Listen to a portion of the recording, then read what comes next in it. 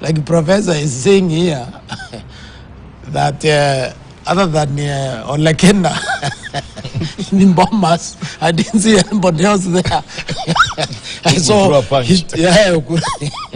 So you see, he couldn't have known the place to Ngandi the votes. It was actually in Bombas.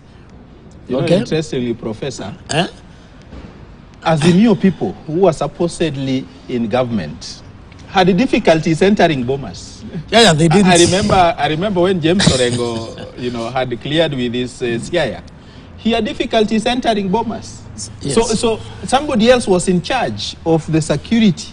So the other thing, which was not the state that Uhuru led. No. Somebody else had more control over the premises at Bomas, other than the government that President Uhuru led. So the other thing I see, state capture over state capture. Yes. The other thing I see is that is taking control of the deep state. The other thing I see,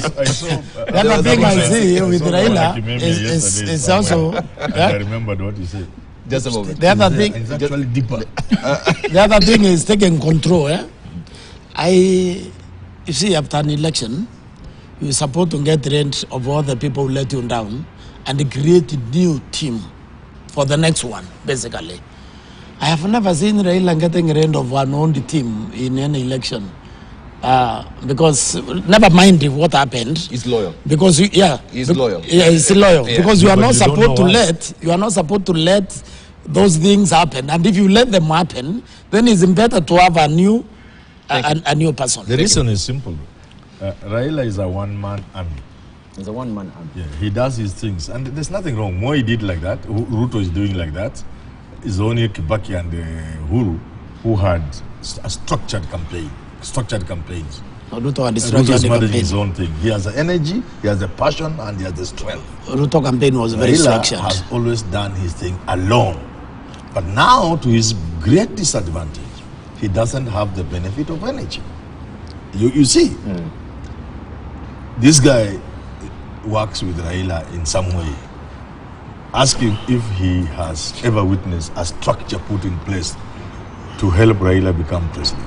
I've never seen one myself. Even the one of the chairman of the board, I don't think they ever even met.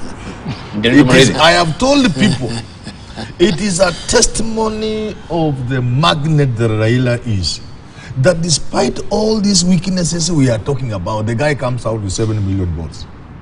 You can imagine if Raila had a structured campaign. That means he can win just like this. I'm not very good myself.